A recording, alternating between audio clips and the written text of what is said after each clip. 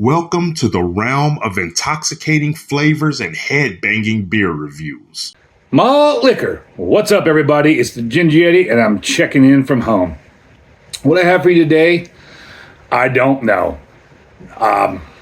So for a while now, one of the guys I follow and talk to, BigRome, he's got two channels, the Buffalo Beer Guy and BigRome MLTV, has been telling me he's wanted to see me review Olde English 800. And he told me this quite a while ago. I mean, it's been months and months, and I've kept my eye out for it when I was on tour. Never saw it in any places I went. And back home here in Cleveland, I looked around quite a bit, even checked Untappd, because on Untappd you can kind of search to see where beers are, as long as, and it'll show you as long as people who've checked into the beer also mark where they bought it. And I could not find this anywhere in Cleveland. Now, over the weekend, I was down in Columbus, Ohio, hanging out at ComFest. If you saw my quick video, you know what I'm talking about. If you didn't, go check out that quick video. It's a little over a minute long. But while I was down there, I was staying at the Garbage Dome down in Grove City, and there's a gas station right near there, and I was finally able to find OE 800, Olde English Malt Liquor. Now, it seems, while I was on my search for this, it seems that you can't really find 40s anymore in Ohio either. One place I went had a 40, and it was a 40 of like Miller High Life or Bud Light or something weird, but I don't even see 40s anymore around where I am. So I was shocked how hard it was to find this beer, but I finally have it. So this is Olde English 800. It's from Miller Brewing Company. It's a 24-ounce can. I don't know what's on this can here. Not much to read. I'm going to try to give it a proper review here. Yeah, not a whole lot on here. Ingredients: barley malt, corn syrup. Corn syrup? They put corn syrup in this? Jesus. Yeast, hop extract. Corn syrup is used as part of the brewing process only. Olde English never uses high fructose corn syrup. Interesting that that's on the can there. I don't think I've ever, I don't understand how that is that corn syrup used in the brewing process, but isn't actually in the can. At least they don't use high fructose corn syrup.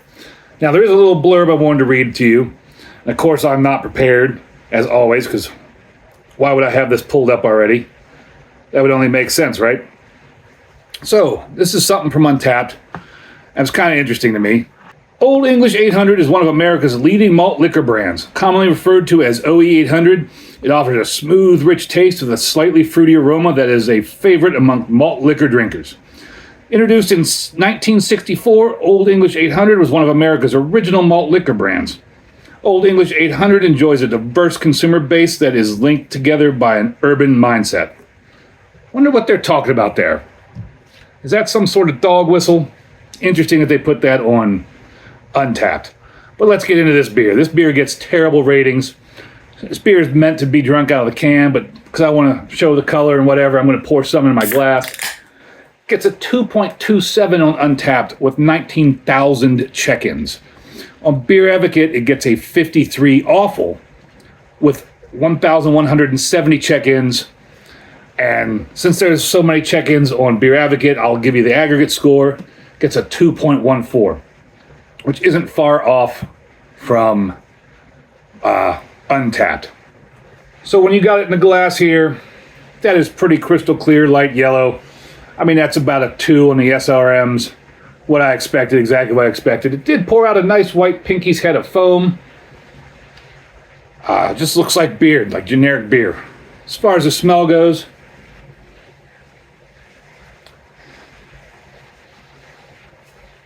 a little bit of that adjunct-y kind of corny smell, but it's very faint. Not much else on the nose. I mean, maybe it's a little cold, I don't know. It's not much else on the nose.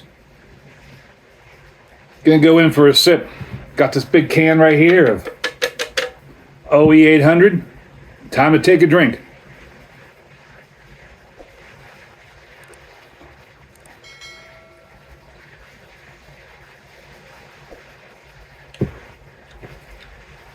It's actually kind of smooth.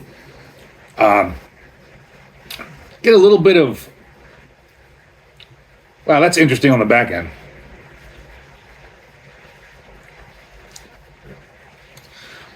A little bit of sweetness. I know this is going to sound really odd, but if you remember the packing peanuts that are made out of like puffed corn.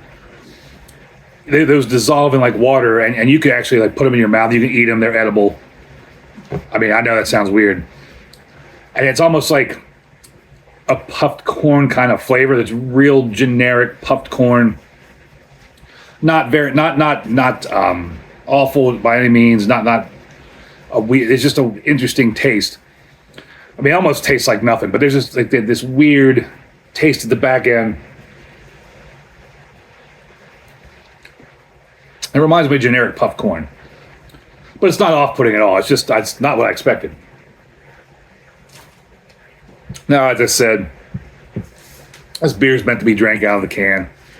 I should probably have a paper bag around it because that's really how it's meant to be drank.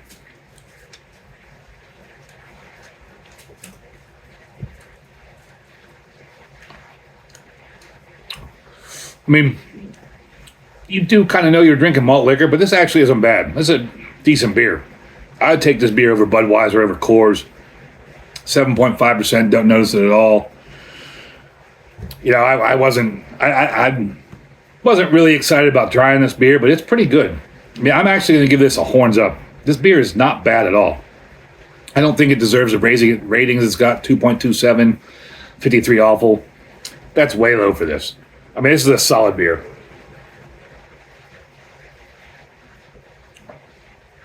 I forget what I paid for it in the gas station. $1 or $2. Wasn't expensive at all. Totally understand why people drink it. Understand why BigRome likes it. Make sure you go check out his channel. Like I said, the Buffalo Beer Guy and BigRome MLTV. I'll make sure to link both those channels down below. Shocked I'm giving this a horns up. Shocked I like this. Yeah. Yeah, this right here, I'd drink it again. It's a decent beer. And this was definitely an adventure drinking this one. It was an adventure finding it, let me tell you. Like I said, I could not find this beer anywhere. It was so hard to find. But you know, like I always say, you got to embrace that adventure.